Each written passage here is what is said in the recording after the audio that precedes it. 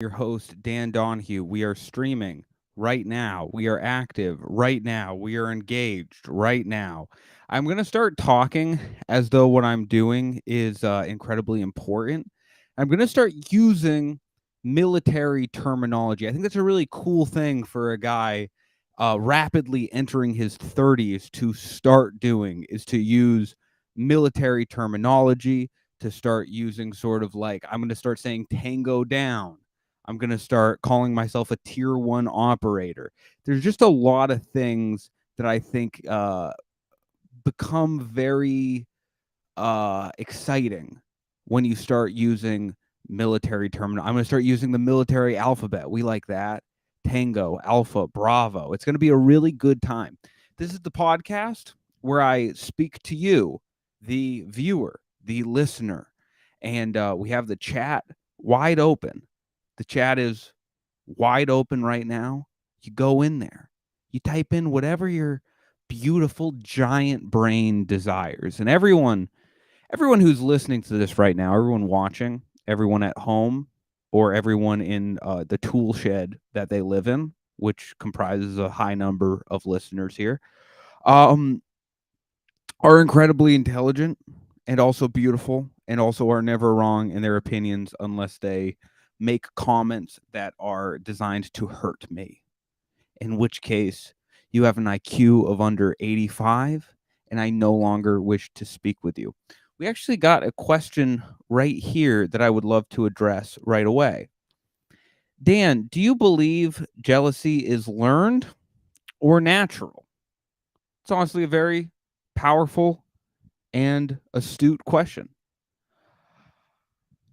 So, the basis of jealousy that's inherent, that's right in our little tiny pea brains. I'm going to get this up on the chat.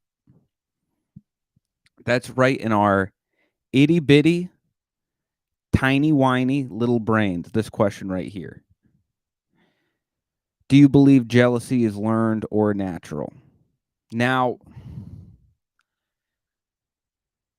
the core of jealousy, natural, right? That comes from our prime instincts. That's why we can feel jealousy so deep in our loins, because that's where you feel jealousy.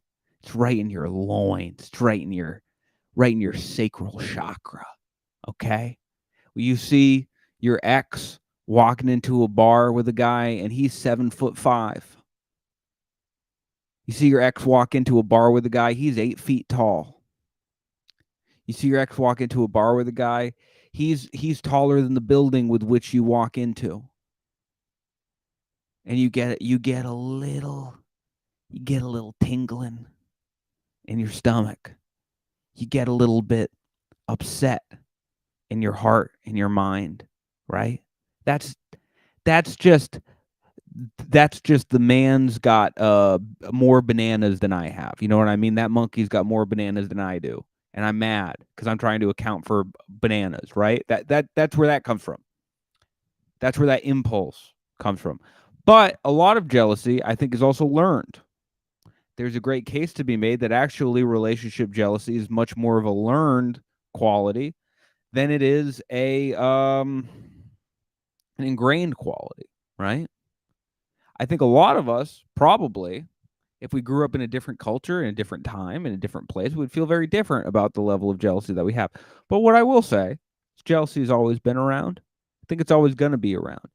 You kind of pick the flavor of jealousy that you feel to a certain extent. Kind of, sort, a little bit. But a lot of it's ingrained with the culture that we live in. I would go ahead and say you shouldn't feel bad about being jealous, right? That happens to everybody. It's natural. It's normal. A little bit, just a pinch. But you shouldn't be what? Showing up to people's houses. That's right. That's what you want to avoid. Okay? If you're a little jealous of someone, that's fine. But you know what you shouldn't do? You should not show up to their house. It's very important. That's a very important distinction in life. Okay? Your feelings are meant to be felt. And denying those feelings is very unhealthy. It's very important that you sort of solidify your identity and you solidify the fact that those feelings that you're feeling, while maybe not even necessarily healthy, are there. unless you're showing up to someone's house unannounced. Okay? With your shirt off. Don't do that. Don't do that.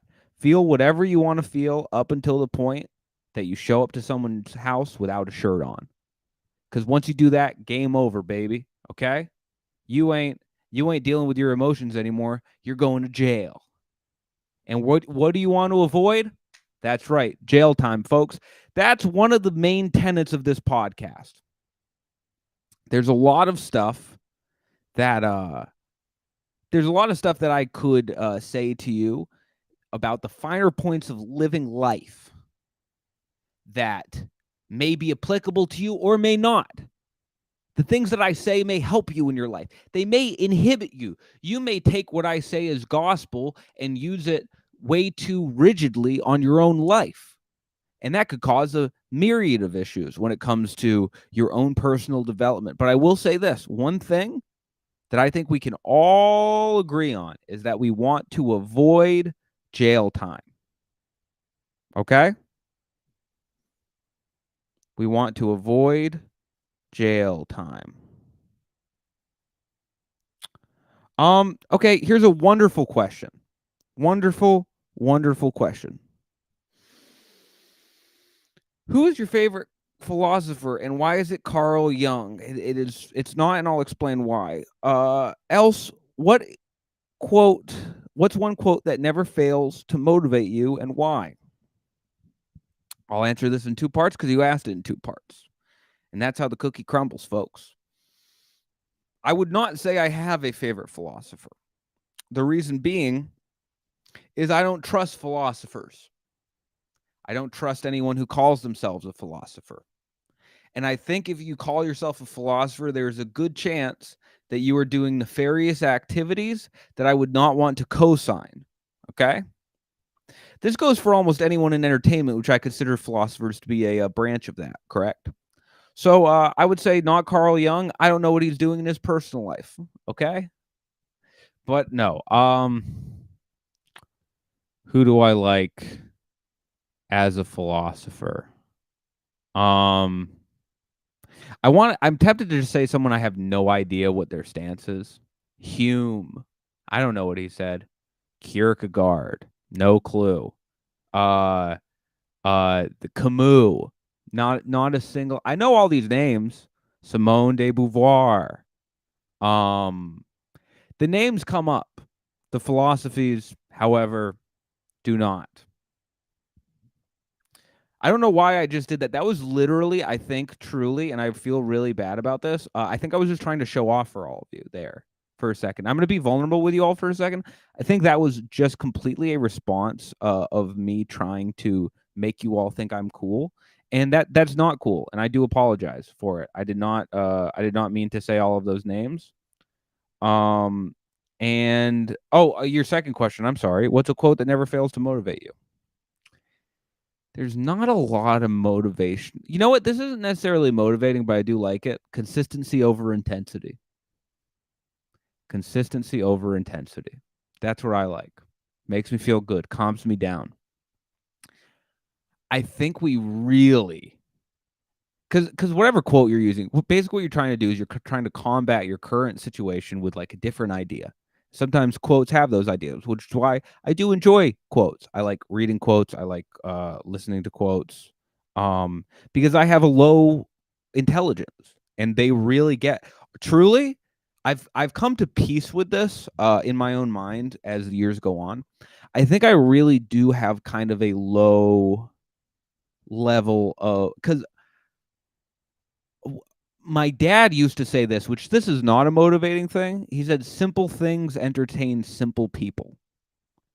And I hate to say it, but I'm certainly entertained by very simple things. And also I'm motivated by very simple things. You show me a YouTube video of a guy pushing a sled, one of those weighted sleds up a hill, and you have The Rock talking over it, and he's telling you how to that you should never give up.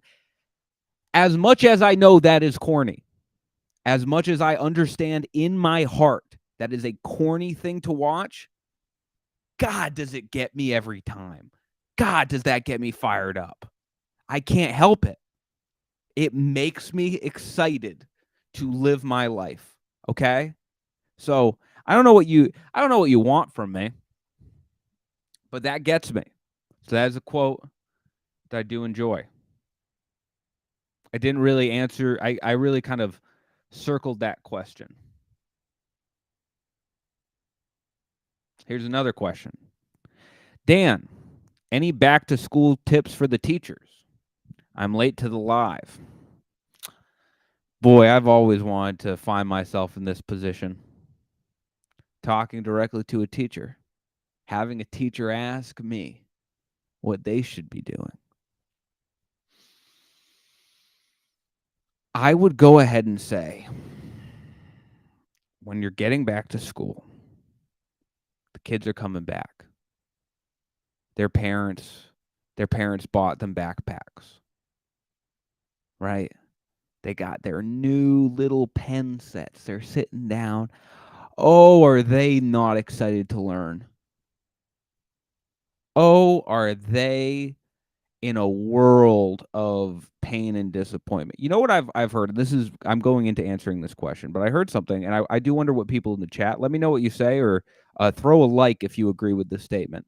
But many people say kids these days, due to phones and isolation and the things they are exposed to at a young age, tend to have it harder than even the adults of the generation prior. It's like one of the first generations where we can say, I mean, I think that truly. I'm 28 years old. I'm not a young buck anymore. I'm not a young meaty Clydesdale with antlers roaming around. No, no, no. I'm a bit of a stag now. You know what I'm saying? And a lot of people are going to get mad at me for saying that. I don't actually think that. I think I'm quite young. But there is a generation below me. A generation who knew phones before they knew how to speak. A generation who knew iPads before they knew how to say mom and dad. A generation that saw adult videos before they could even chew solid food, right? I would go ahead and venture to say, and you can disagree with me in the comments if you want, but I would venture to say they have it harder than I did. Maybe I didn't have the level of technology they had. I can't use AI to write a paper for myself. I can't use AI to ask a girl out. I guess I could now. Probably work too. But at any rate, I can't. There's like a certain level of technological access I just don't have. But I would go ahead and say I would trade that for not having an iPad at 1 year old. I would. I just simply would. I would actually let a lot of bad things happen to me in exchange for not getting an iPad when I was 2 years old. Like, that seems, yeah, I don't know what that does to the brain, but it doesn't seem very good. Doctors say it helps with like mental stimulation. Doctors also said that cigarettes were awesome for you. So I don't know how much we should listen to doctors early on during the inventions of something. But I'm going to go ahead and say, as a layman, as a simple farmer of the land, as a simple tiller of the soil, looking at a child with an iPad, I go, you. I go, yuck. I go, no, no. I go, no, thank you. So as a teacher, I would say, to whatever extent you can understand that these kids are kind of in a technology hell and they're glued to their phones and they've been on those phones since they were toddlers, I would say muster as much patience as possible on that end. And I'm sure you already do. I'm sure you already have a great deal of patience. I'm sure you show these kids a great deal of patience. I'm sure you're a great teacher. And I say that because you follow me and you watch the podcast. If you listen to this podcast, I can say 100% of the time, you're excellent at your job. You're powerful in your personal life and you're a wonderful love maker. That's what I can say about anyone who listens to this. So I'm going to say you're probably a good teacher. You probably already exercise patience. Patience, man. That keeps coming up on this episode. And it's very important. I think that it's very nice to see that a teacher would follow me, you know?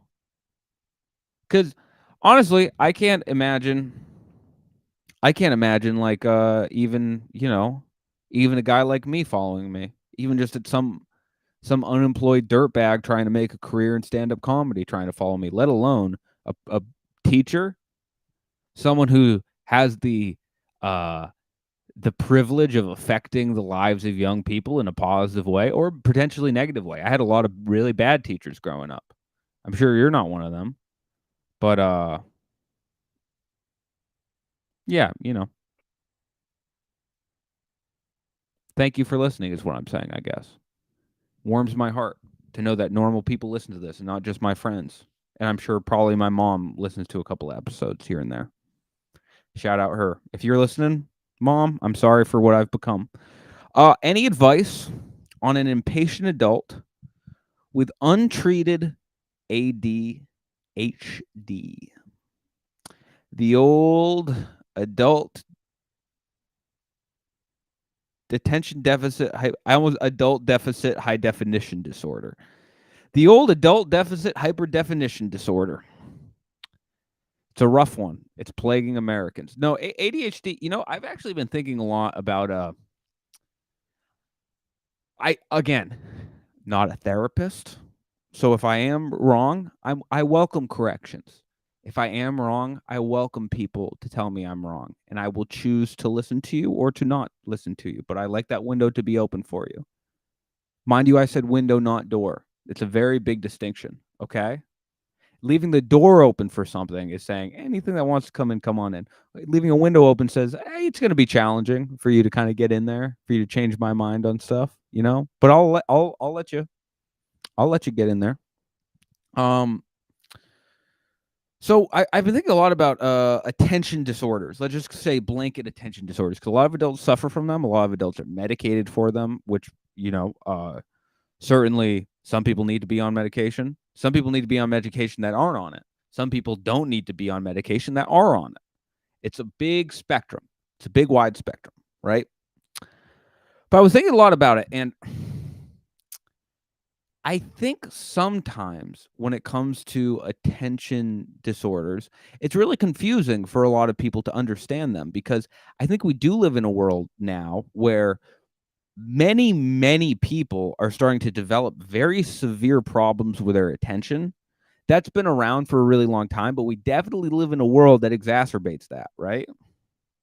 Like if you had ADHD back in the day, but all you had to play with was like a stick, it's hard to really lose a ton of focus with the stick.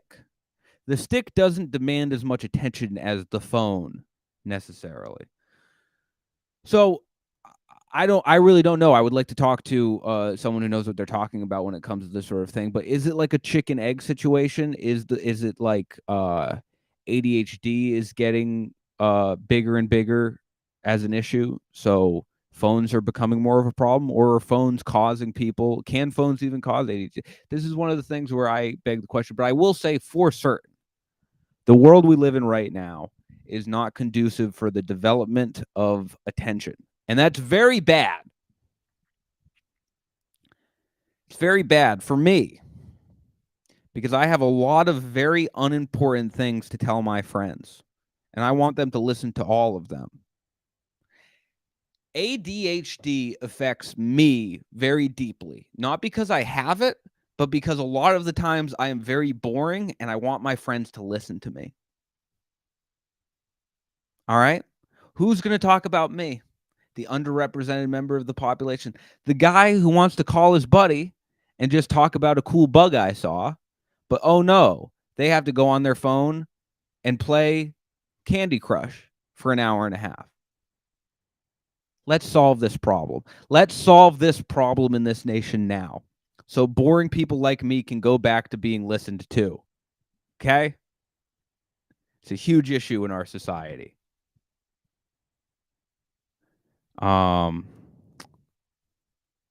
Let's see here. We got some really great stuff in the chat. This is really, really beautiful. Oh, here's a great one. No, you're not young. Someone in the chat decided to say, no, you're not young.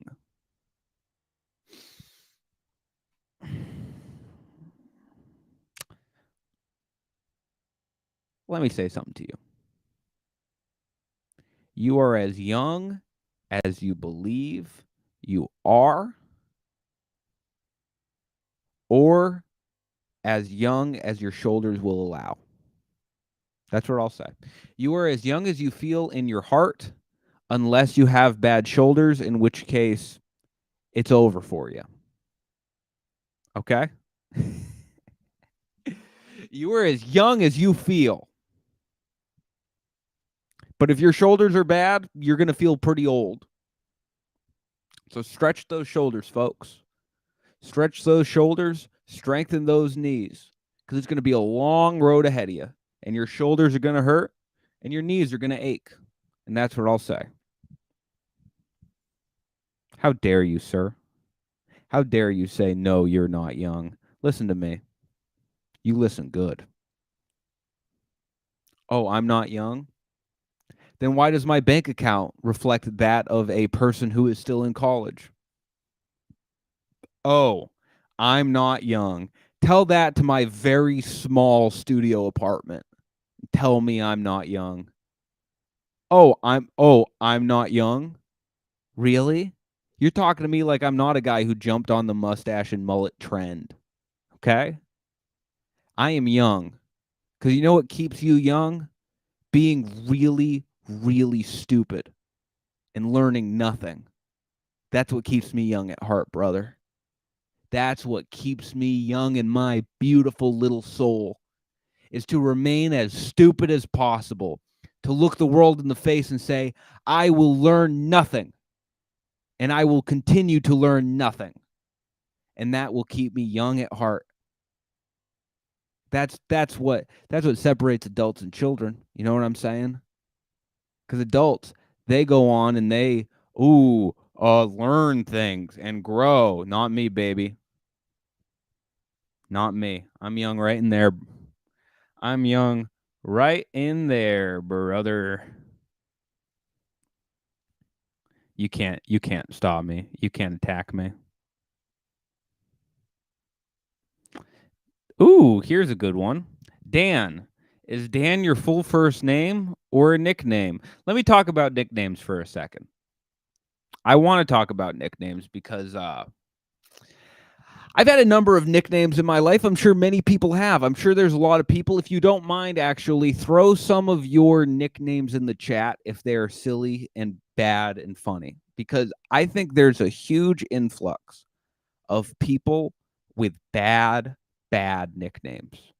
There's an epidemic of bad nicknames out there. And it's unfortunate because we don't get to pick our nicknames. Our nicknames pick us. And a lot of the times they pick wrong. I was lucky in my life because my name has alliteration, DD. So for a very long time, many people would call me Double D. Easy, simple, nice, fluid, good. Means breasts. That's fun. We can talk about that, right? Double D. Hey, not a bad one. But a lot of times nicknames can go haywire. A lot of times nicknames can go a little bit off the rail. This person's nickname was Noodles. Noodles is actually a really wonderful nickname. I love Noodles. Schmo, great nickname. Okay, I actually like a lot of these. Bass Boat. Hold on. Bass Boat? Whoo! Oh, you went hard, didn't you, baby? Bass Boat.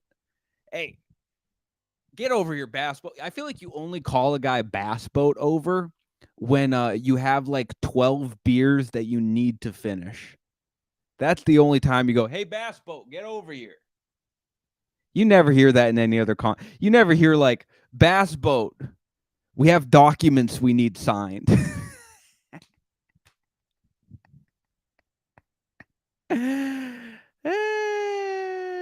That's very funny. Fathead and Klanky, solid, beautiful. Oh, some of these are great. I love these. God, some of these nicknames are really, really good. But many people have many bad nicknames throughout their life. I'm going to go ahead and say one of the biggest issues with nicknames. This is kind of a young person's thing. Okay, this isn't necessarily a man of my age, stature, and caliber. I've become past this. I've become past this issue, thankfully, in my life. But a big issue in life can be when we what? Try to give ourselves a nickname. Oh, the sheer brutality of it all, folks. The sheer horrors of it all. Now, I'm reading these nicknames, Fathead and Klanky. Those ain't the kind of nicknames you give yourself, right? What kind of nicknames do you give yourself? You give yourself the coolest nickname of all time that never ever sticks. I've tried to give myself Young Blood. I tried to have people call me Young Blood when I was in like 3rd, 4th grade. Yeah, no, everybody calls me Laser Beam. Everybody calls me the Explosive Dendosive. You know, you tell people this. It's your first real experience of feeling like things aren't clicking socially, right? When you try to get a nickname off the ground and it doesn't go your way, that's humility, baby. That's pure, unadulterated, high octane humility. Okay? And it really, really hits you hard in the stomach, right? Yeah, I tried getting Youngblood off the ground when I was a kid. I'm not going to lie with you folks. I tried getting the name Youngblood off the ground. We were playing a lot of touch football before school, and people would call me, different kind of nicknames like Fat. And I didn't like that nickname very much as a kid, to be honest with you. I didn't love it. So I tried alternative nickname choices, and yeah, it was a hard moment when I tried to get Youngblood off the ground. When I really tried to get Youngblood off the ground, I think I came up to the kids at school and I tried to pawn it off as like, yeah, it's crazy. Like everybody started calling me Youngblood. And they were all unanimously like, no, they didn't.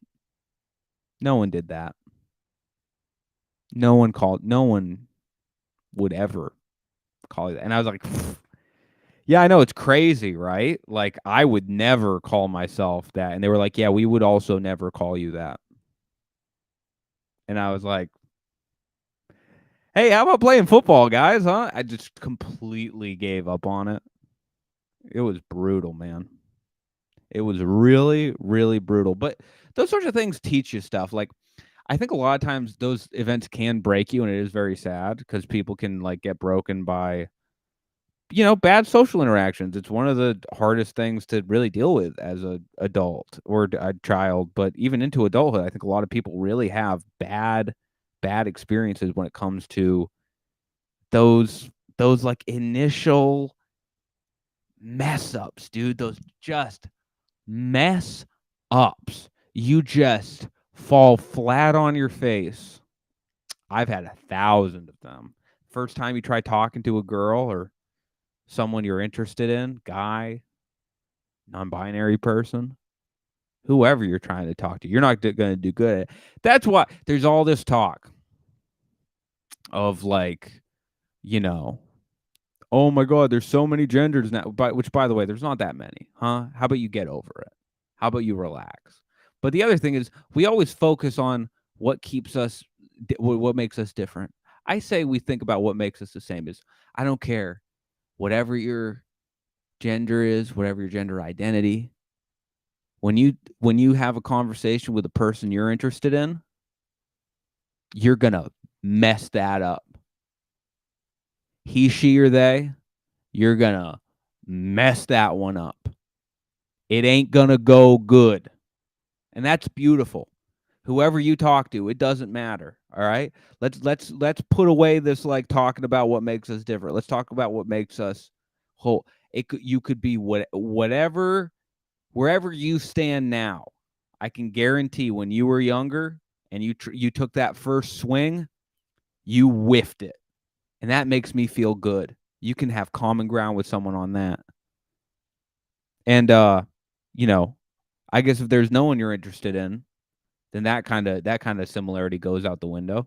But we got almost everybody, you know? So close is good enough for me.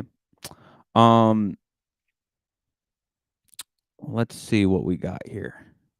Oh, it's in the middle. Okay, so we hit the 30-minute mark. A couple of real quick announcements, then I'm going to go back to the chat. So please stick around for these. They're very important for me keeping the chat going, keeping the podcast going. I have tour dates. I'm going to Orange County and I'm going to Des Moines, Iowa. So if you're in either of those places, either of those areas, please get tickets. They're in the link tree. That's in the description. Please, if you don't need to donate to the live chat, this one is completely free, but there's a couple of ways you can support if you want to be an extra powerful fan. You can join the Patreon, $5 a month. You get an extra, much smaller, more intimate chat. So if you want to have more direct conversation, go to the Patreon. And if you want to donate to the podcast, I'm going to try to start having one of my comedian friends here with me, Terrence. If you've seen the episode with him, I'm going to try to have him on with me to go through the chat to make it a little bit easier. Because obviously, a lot of the times I'm at the camera, I'm at the laptop, I'm at the camera, I'm at the laptop. Like it's a lot of time in between. So I'd love to have him there, and I'd also love to give him a little bit of scratch. So if you donate to the podcast, we're going to start raising money for Terrence, and obviously the rest of that money is going to go into equipment. It's going to go into better sound. It's going to go into the streaming platform that I pay to keep the podcast running and keeping it on multiple different channels. So those are the way you can help and support the podcast. I appreciate everybody who joined the Patreon very much. And yeah, so let's keep it pushing. We got a couple of extra little things here.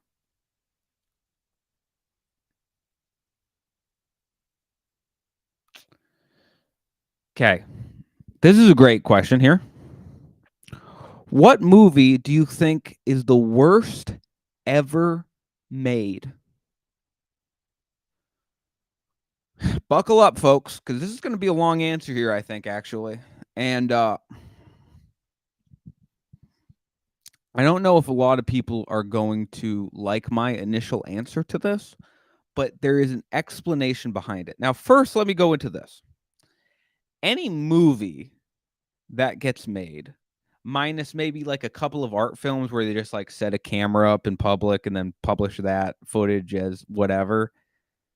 Every movie that gets made has so many moving pieces. I know this from participating in literally the lowest possible level of movie production, which is acting in very short short films and pilots that never got picked up. That's my current acting experience.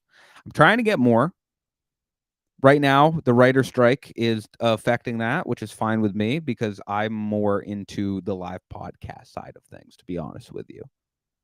I'm much more of kind of a live podcast kind of fella. But every movie that gets made, and I know this from being on set sometimes, right? I've been on set before. It's a miracle. Anytime something goes from an idea to shooting to being put on camera, it is a miracle that it gets made. There are so many things that can go wrong. The editing, the noise, right? Like just the audio. One microphone messes up, you're done.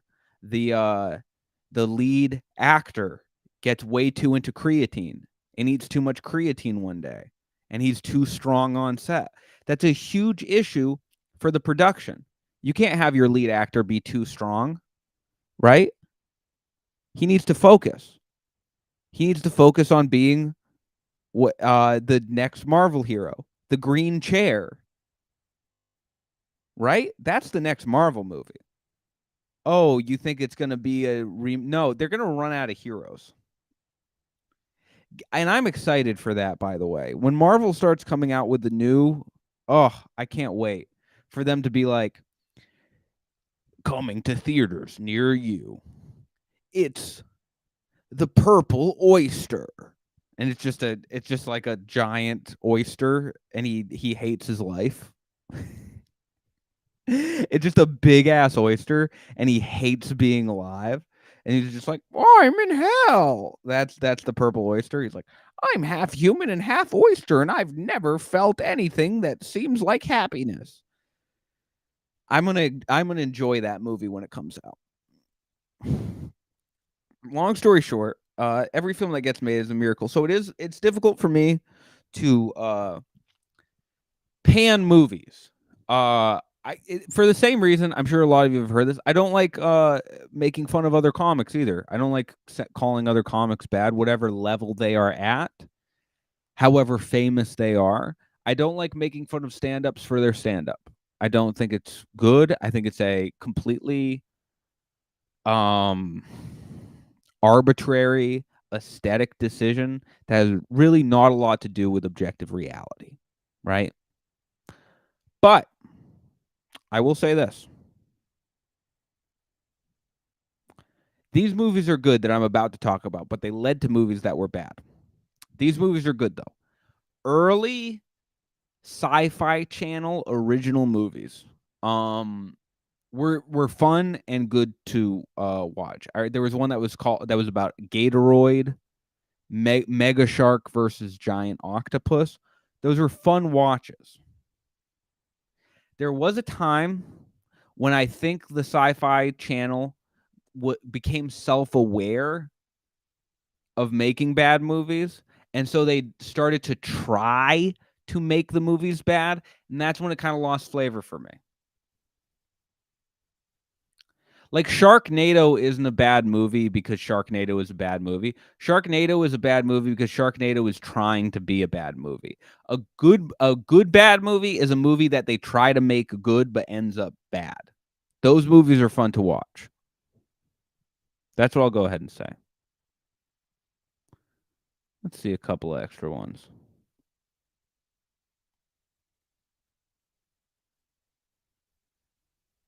Wow. Whoa. Whoa. We got a question and a freaking half. I can't believe this. I cannot believe. You know what? I don't know what this does, but I'm going to put a star on that question. That's how much it means to me. Do you have a favorite grocery store or grocery store feature? Boy, oh boy. Well, first of all, let's go down the list of grocery stores that are not in my area that I would like to try. And there's really only one, and it's Piggly Wiggly. I've never been to a Piggly Wiggly's before. I'm almost pretty certain in the chat, if you can let me know if you have been to a Piggly Wiggly's or if they're still around. I don't go to the part of the country where there are Piggly Wiggly's. Hopefully I will be doing stand up there very soon. But as of now, no Piggly Wigglies. So that one's out. We're gonna go California grocery stores right now. Every grocery store has the thing about it that's nice, that draws people in, okay? You got food for less. What's nice about that? Your groceries cost what they did in 1970. Now, I'm not going to say how they do that. I'm certainly not going to say it's ethical in any way. I will not say that they treat their employees right. I don't know if they do. I will assume they do not. Just based on their facial expressions when I go in to a food for less.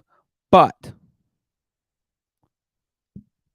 the positive about food for less, you can buy groceries like World War II just ended and America's on top. That's how cheap groceries are. Okay? That's how you get golden age groceries at Food for Less. Are they the same quality? Absolutely not. But kind of the same price. Pretty wild, right? You've got your Vons and Ralphs. I will put those in the same category. I'm sure people will get upset at that.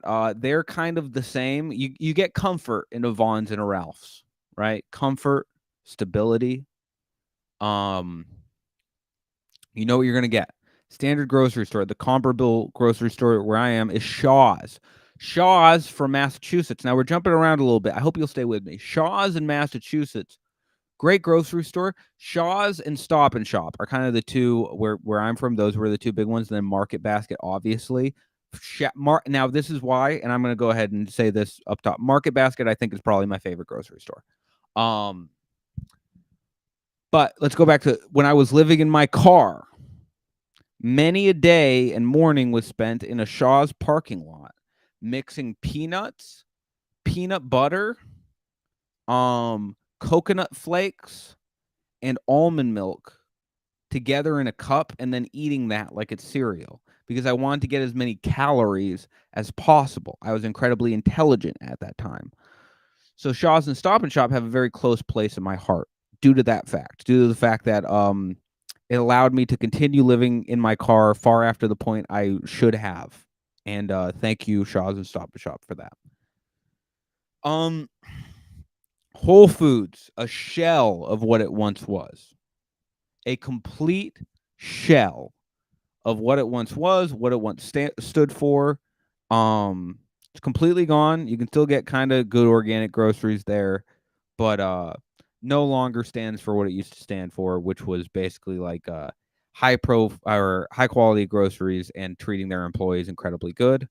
Now it's decent groceries. I'm sure they treat their employees fine, but maybe not even that. Then you've got your hyper expensive boutique grocery stores in Los Angeles. Erewhon. Have we heard of Erewhon? I'll go over it very briefly. Now, here's the thing. A lot of comedians will go on here and they will talk about why Erewhon is very, very bad. And in ways, you walk into Erewhon and it is shocking how expensive things are. For instance, Erewhon sells a brand of water where you get a liter of water. It is water. The wet stuff that doesn't have a lot of other stuff in it, water, $10 for a liter of water. I'm sure they do a lot of stuff to that water, right? Not to take away from that company. If you want to sponsor the podcast, please sponsor. If that $10 water would like to sponsor this podcast, I am hemorrhaging money, and I will tell everyone here that that water is the fountain of life, okay?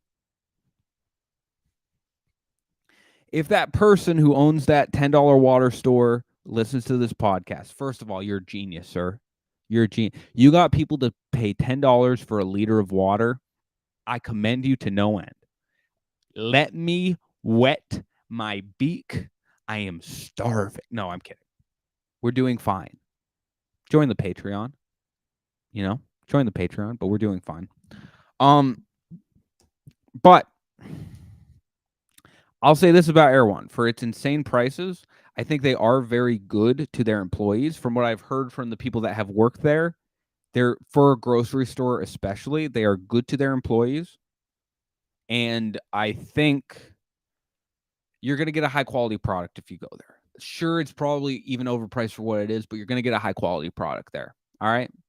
That's why people go. The food there is nice. Can't take away. Again, and if you're going to comment, is it that much money nice? Probably not, but you know what? If I was like loaded, I would probably be there every day, to be honest with you. So those are the nice things about the grocery stores. I would go ahead and say Market Basket. Market Basket is my favorite grocery store ever of all time. And that's because I grew up with it. There's a lot of drama around Market Basket, which I really appreciate. Their workers went on strike for the integrity and of the company, and I thought that was really cool. So there's a lot of good stuff about Market Basket, and that just has a place in my heart. Let's stay on grocery stores for a second. I like Aldi's and Sprouts. Those are two grocery stores that I left out. So let's go into them. Aldi, I believe, is a European type store. They keep their stuff in boxes. They're all about efficiency at Aldi. Keep their stuff in boxes. Their cashiers can sit down. I love that. I don't want a standing guy bagging my groceries. Take a load off, brother. Take a load off while I tell you about all the stuff I'm going to do today while you look above my head and count the hours until your shift is over. All right? Why don't you pop a squat while I crack one of these beers I bought, even though it's illegal to do that in your store? And I weave you a tale about what it was like back in my day, even though I'm younger than you. If you want a little picture of what it's like when I check out of a grocery store. Aldi's is cool. It's nice. I haven't really spent a lot of time there. Okay. But the times I have are very good. Sprouts is great. Sprouts is like Whole Foods' underachieving yet charming little brother. Right? Whole Foods doesn't have, or Sprouts doesn't have the same ambition as Whole Foods, but it might have a little bit more integrity. I'm not sure about that. But we're just going off vibes here, folks. This isn't me. I'm not trying to philosophize too hard here, right? I'm not trying to get any facts out, okay?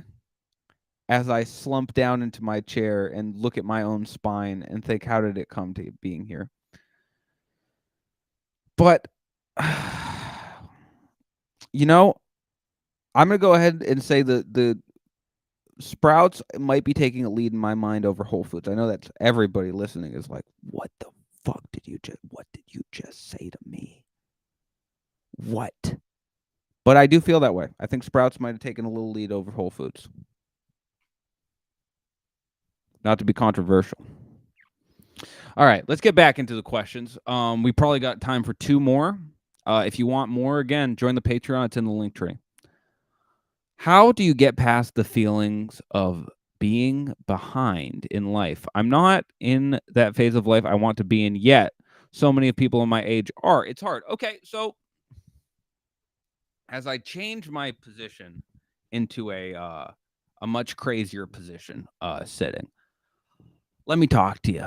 Let me talk to you while I'm sitting like a kid who is about to play basketball but is waiting for his turn. So first off, there's a couple of things here. Okay. Being behind, obviously stupid because there's so many metrics to judge. You can't really say you're behind, right? If you're behind in every metric, that might be something. If you have less money and are also less happy and are also behind in finding a relationship style that you enjoy or a partner that you like or multiple partners that you like, whatever you're into, that might be something to examine, right? But at the end of the day, it's all about how happy you are where you are. I've learned that because I personally make way less money than the majority of my friends from high school, let's say, or college, or even right now, right? So I'm in this weird place where, if touring starts going well, if the podcast takes off, there's a lot of things that have the potential to, like make a decent or not, I'm okay with it not necessarily making a lot of money, but have the potential to keep sustaining me. But when you're looking down the barrel of a stand-up comedy career, you can't be too hopeful in at least the short term for the amount of money you are going to make, right? So, to answer your question, I'll go ahead and say it's not a bad thing to use people as references, but you shouldn't use them as comparisons. I'll explain the distinction. If there's somebody where you see their life and you go, I like the way they pursue their life. I like the way they go after things that they want. I like the things that they have. I want to see how they got what they have. There's nothing wrong with that as long as you're not completely modeling your life off of them and you're understanding that you're a different person than them. You can absolutely look at someone's life and go, okay, what are they doing? Like, what are they doing that maybe I could get better at?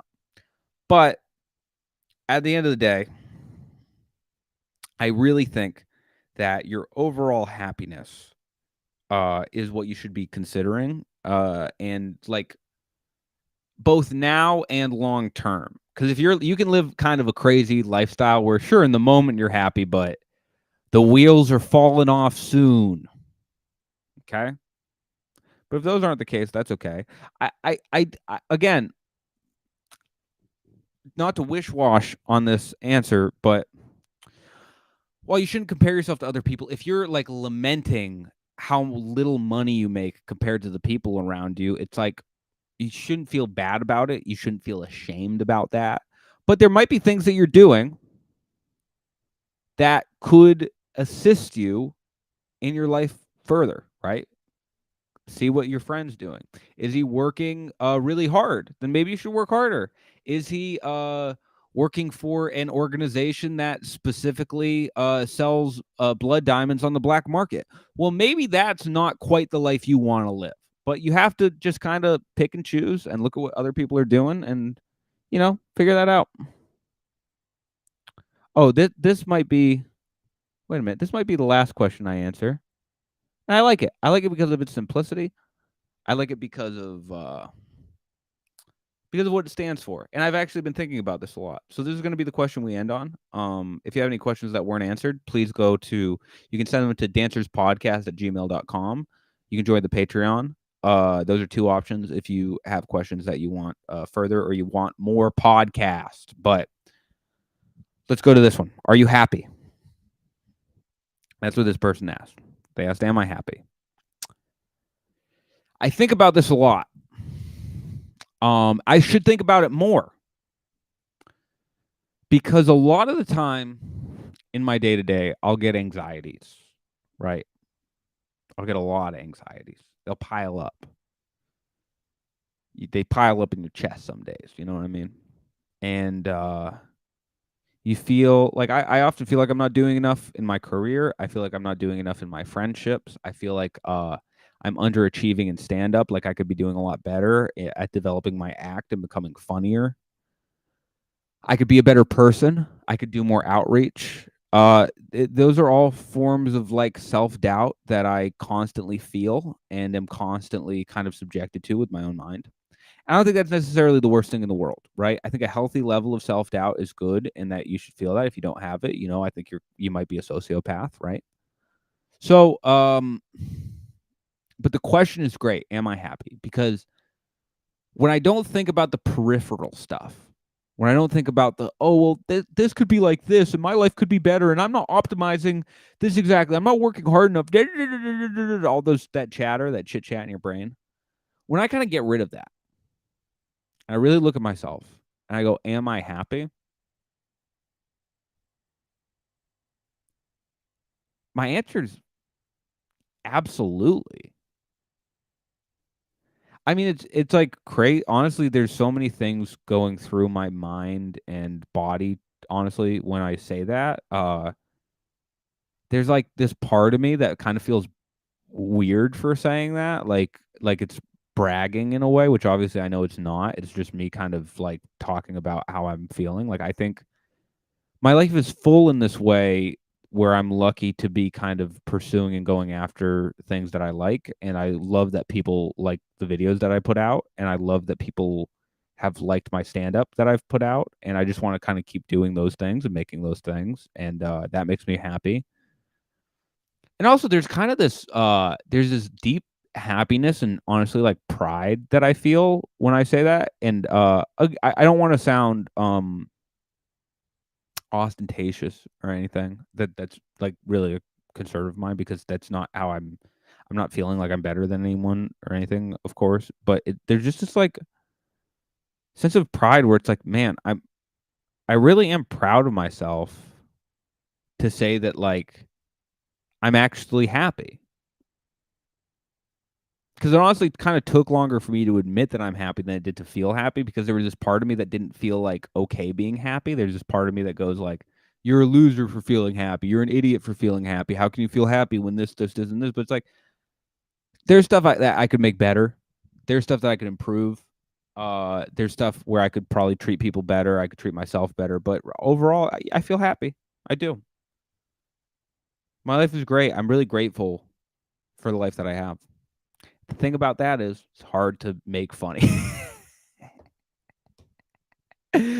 So if you listen to this podcast for hee-hees and ha-has, brother, sister, I apologize to you. Sibling, I apologize to you. Because that was not the answer that you wanted. You wanted me to say, I'm not happy. Yesterday, I fell down a flight of stairs after slipping on a banana. I'm sorry. That wasn't my answer. I really am. I'm sorry that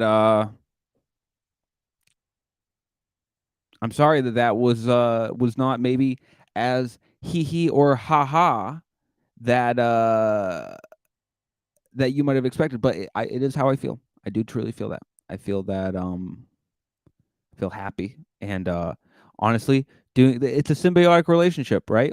It's a symbiotic relationship because as far as like doing the podcast and growing it makes me happy. Getting on here, I wouldn't do this if it didn't. So much of my day is doing things that make me happy, and I'm incredibly grateful for that. Like, from the time I wake up to the time I go to bed, I really do feel like a lot of the stuff I do is making me happy, and took a while to get there. And I know it's not like that for everybody. So I feel like, here's the thing. Can I be candid with you guys here at the end? I think there's a lot of people in my situation where they're lucky. I feel like I'm extremely lucky in my life, but they do a disservice to everyone around them by like kind of obfuscating the point that they are happy, and honestly like manufacturing unhappiness because they feel guilty about being happy. I refuse to do that. I feel bad some days, for sure. For sure, I feel bad some days. But overall, I think it would be an insult to the people around me for me to try to like manufacture unhappiness. For me to be like, no, man, my apartment isn't big enough. Me. It's like I'll say stuff like that as a joke, and it's like, sure, I want a bigger apartment. Sure, I want to be able to fix my car whenever something comes up. Sure, there's a lot of stuff I wish, but it doesn't really matter at the end of the day, right? Doesn't really matter at the end of the day, because right now in this moment, I'm grateful and I'm happy. And you know what? You folks have a lot to do with that.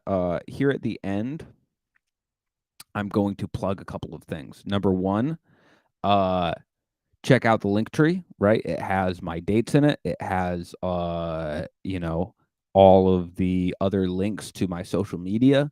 It has my Cameo if you want one of those. So that all that stuff is there. Check out the Patreon. Your donations will hopefully go to eventually having a mod on here live, and Terrence will be fielding your questions. But other than that, hey, are you saying it's your Wi-Fi or it's my Wi-Fi, Demi? You know what? We'll deal with that in the by and by. But anyway, thank you all so much for listening. I really do appreciate it. We're going to keep doing these lives the way they are. I've really enjoyed using the live chat, but I'm always open to suggestion and improvement. I'm always open for anyone who could say, oh, well, the podcast could be better here, here, here. So please feel free. On Spotify, there's a Q&A, and you can throw it in the chat. But yeah, thank you guys so much for listening, for enjoying. I'm trying to think if there's anything else I gotta announce here. I don't really think I have any other stand-up dates. I don't really think I have any other shout-outs to make. Oh, yeah, actually I do. Listen to Michael McDonald. That's what I'll say. I said it at the end of a podcast that I was on recently. But listen to some Michael McDonald. He's great. He has such a robust amount of work out on Spotify, on YouTube. And it's just an enjoyable journey of auditory joy that anyone can enjoy at any age, at any time of the day. He has songs that are happy, he has songs that are sad. So I'll end you with that. Please, please, please listen to Michael McDonald. Thank you all so much for listening. And as always, have a good one.